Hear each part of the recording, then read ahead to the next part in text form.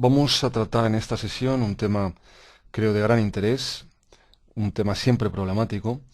y que es el tema del gusto. Lo vamos a hacer siguiendo en esta ocasión lo planteado por Edmund Burke en el discurso preliminar de su libro A Philosophical Inquiry into the Origin of Our Ideas of the Sublime and Beautiful, traducido habitualmente en castellano como Indagación filosófica sobre el origen de nuestras ideas acerca de lo sublime y de lo bello, y publicado por primera vez en 1757, cuando Burke tenía 27 años. Un texto que aparecerá nuevamente publicado en 1757, pero con grandes adiciones y algunas modificaciones de cierta importancia. La edición que en esta presentación vamos a emplear es esta que aparece en la imagen de 1773, aunque para facilitar el estudio del tema, las citas incluidas en esta presentación se referirán a los números de página de la edición castellana de este texto, realizada por Mené Negras Balaguer y publicada en la editorial Tecnos.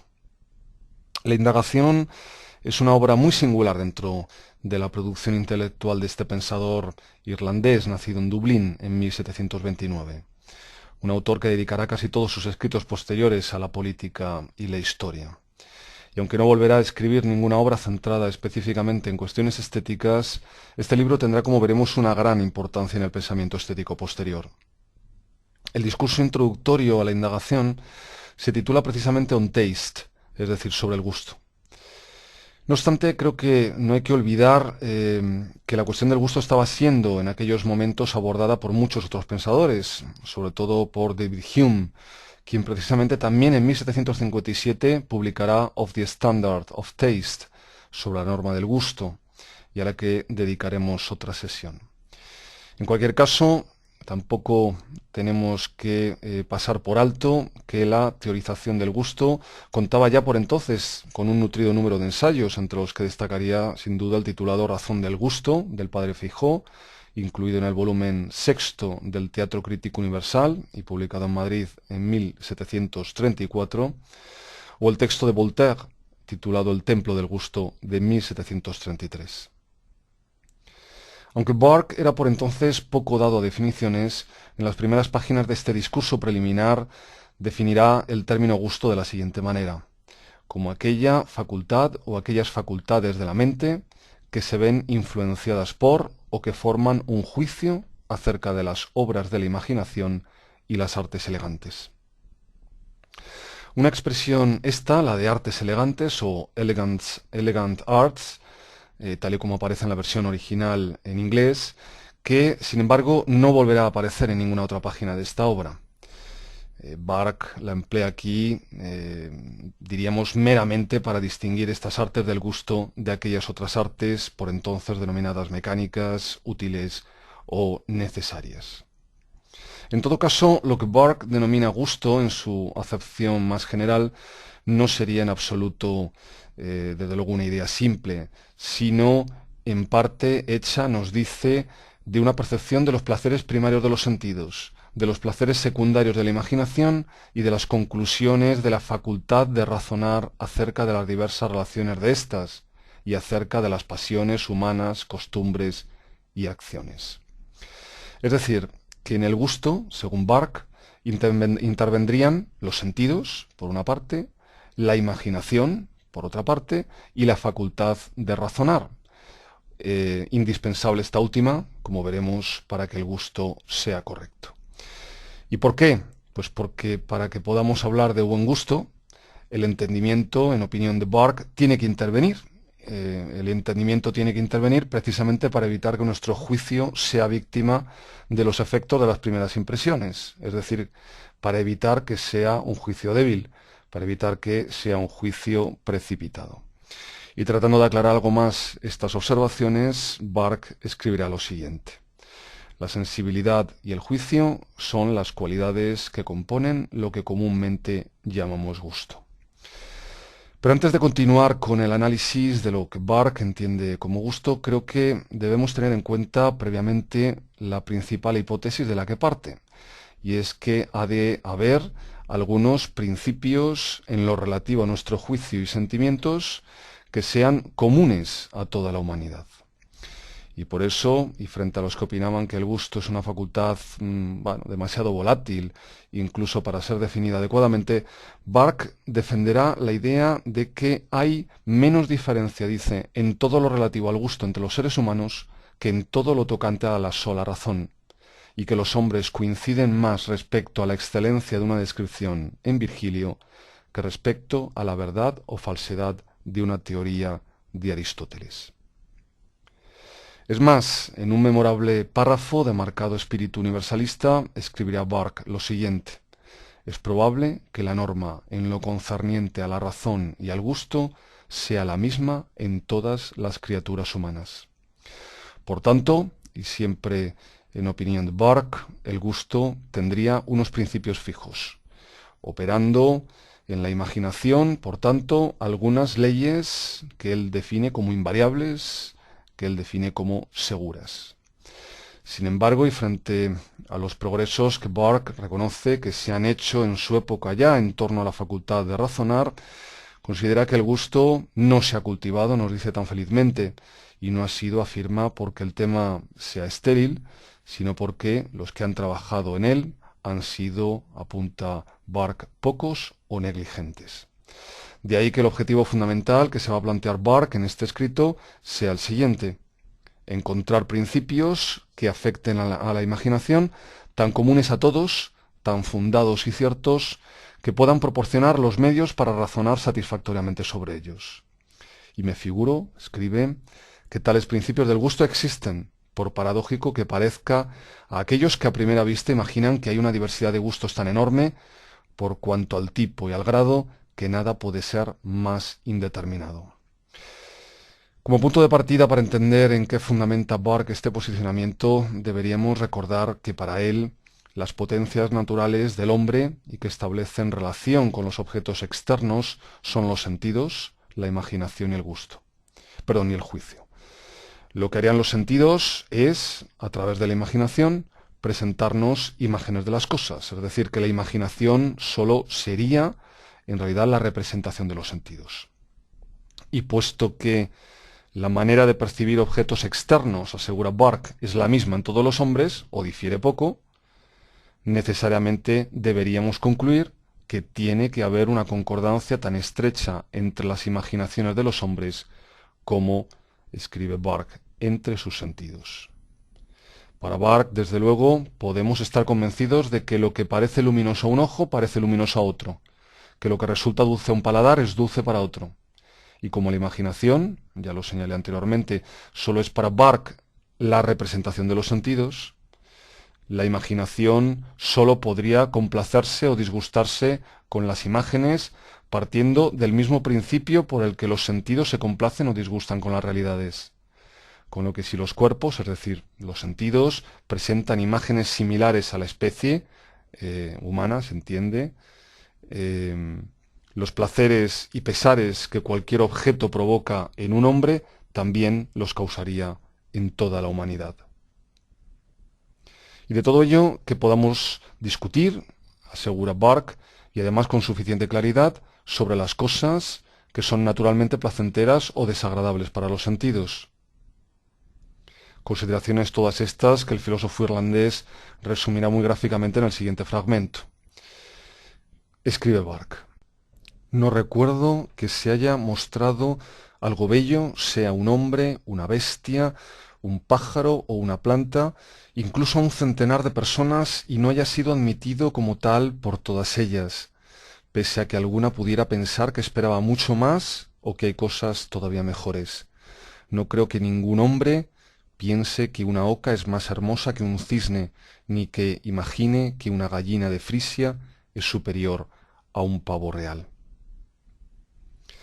También, en opinión del filósofo dublinés, pasiones como el amor, el dolor, el miedo, la cólera o la alegría no nos afectan de una manera casual o arbitraria, sino en base a ciertos principios naturales y uniformes. No obstante,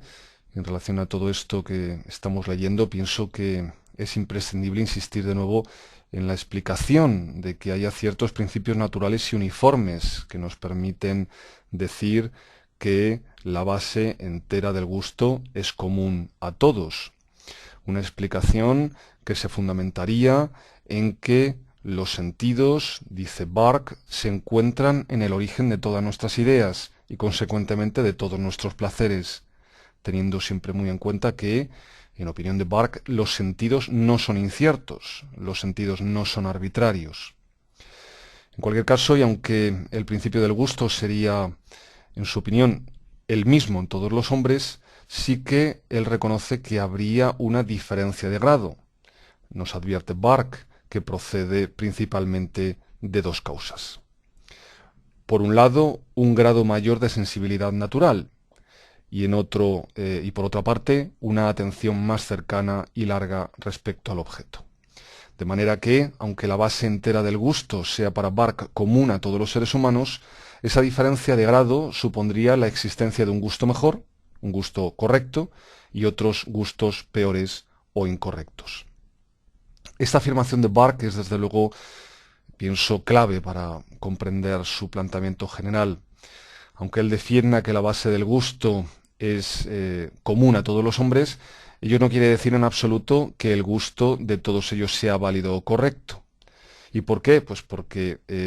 el gusto en cada persona está afectado por una serie de factores y de carencias, entre los que destacarían, como ya he comentado, los que tienen que ver con la sensibilidad del individuo, con esa inclinación o interés por los placeres de la imaginación, por las artes, etc. Y con el conocimiento también competente acerca de estas artes, y que hará que los juicios y por tanto el gusto sea más recto, sea un gusto más adecuado. David Hume, en su texto sobre la norma del gusto, también defenderá precisamente un posicionamiento realmente muy similar a este de Burke, mencionando entre las más importantes causas de que muchos no consigan el sentimiento apropiado de la belleza, lo que él denomina la falta de delicadeza de imaginación. Y si para Burke existe una diferencia de grado en relación al gusto, parece obligado a hacernos la siguiente pregunta. ¿Puede mejorarse el gusto? ¿Podemos mejorar nuestro gusto? La respuesta, evidentemente, para Burke sería un sí. ¿Y por qué? Pues nos dice, pues porque la sensibilidad y el juicio, que son las cualidades que componen lo que comúnmente llamamos gusto, varían, escribe Burke, sobremanera en bastante gente. De un defecto en la primera de estas cualidades, es decir, de un defecto en la sensibilidad, de la que dependería, como decía antes, una inclinación del individuo por los placeres de la imaginación y por las obras que pertenecen a esa especie, es decir, por las obras de arte, se desprende, dice Burke, una falta de gusto.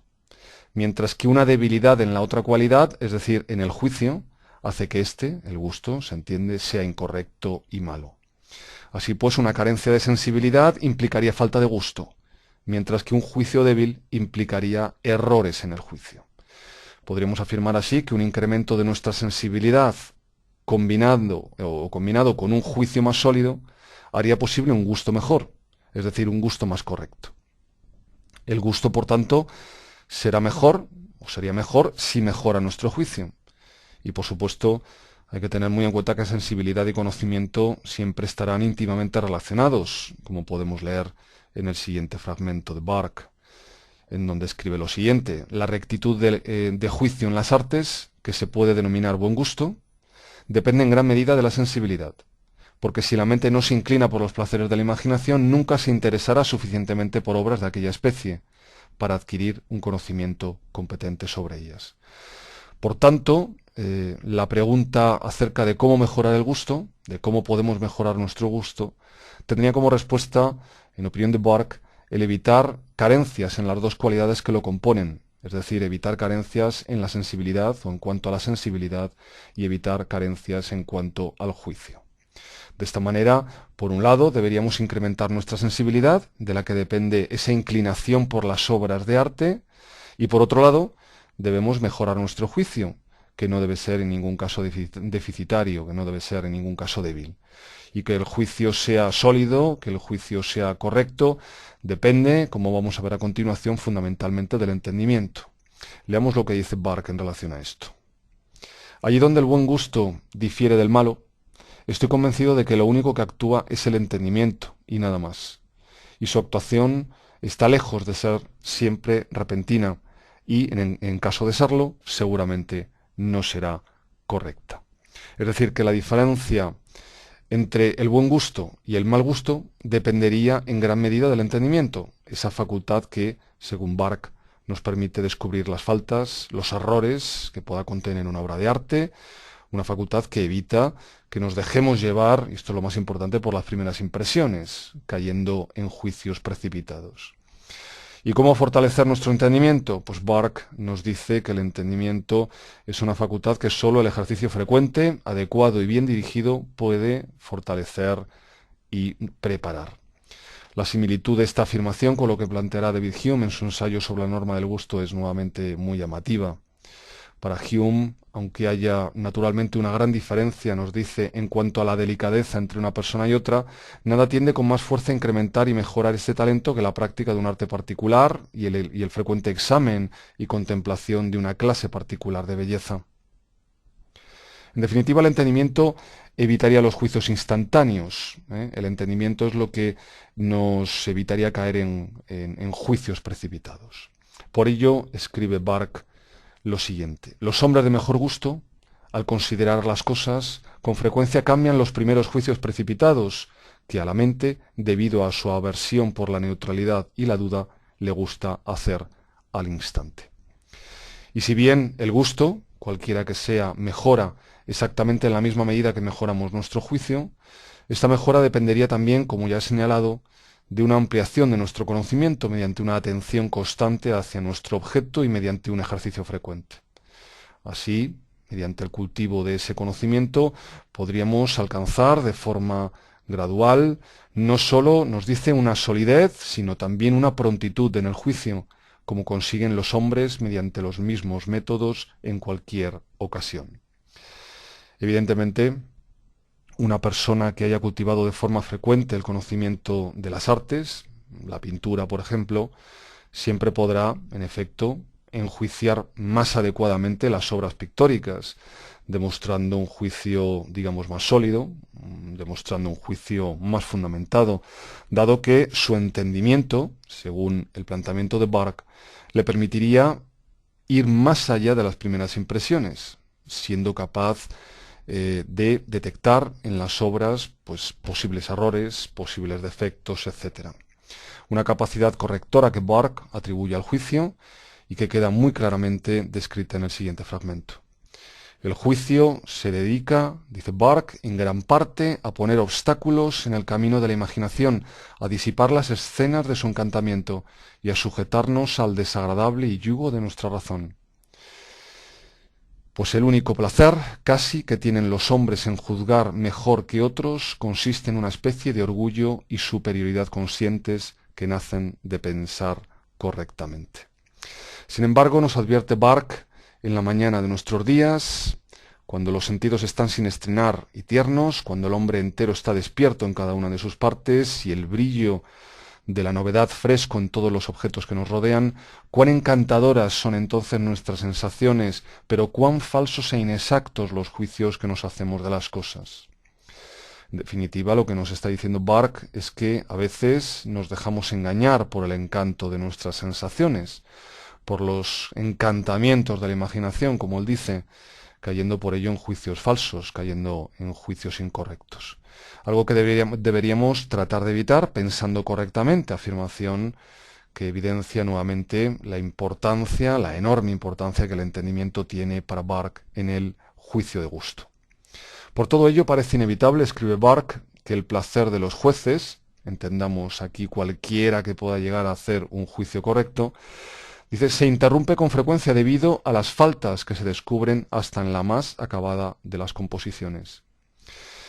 Y ya para ir terminando esta presentación, pongamos atención a este fragmento que viene, creo, a conformar un pequeño resumen de lo que hemos señalado a lo largo de esta presentación. Escribe Barck: la causa de un gusto incorrecto es una falta de juicio. Y ello puede desprenderse, nos dice Barck, de una debilidad natural del entendimiento, sea la que sea la fuerza de esta facultad, o, lo que es mucho más común, puede proceder de una falta de ejercicio adecuado y bien dirigido, que es lo único que puede fortalecerlo y prepararlo. Esto explicaría que no podamos enjuiciar adecuadamente una pintura, por ejemplo, si realmente no sabemos nada de este tipo de arte, si no nos hemos ejercitado en su conocimiento o si ese ejercicio no ha estado adecuadamente dirigido, lo que haría que nuestro entendimiento pues no fuese capaz de elaborar un juicio correcto, al no poder descubrir pues errores, faltas, carencias en esa obra, algo que sería fundamentalmente, como ya he apuntado antes, tarea del entendimiento. Pero no podemos obviar que además de estos serían causas de un gusto incorrecto otros muchos factores, como nos dice Barck, y ya con esto termino la presentación, nos dice la ignorancia, la desatención, la mala voluntad, la temeridad, la ligereza, la obstinación y, en una palabra, todas aquellas pasiones y todos aquellos vicios que pervierten el juicio.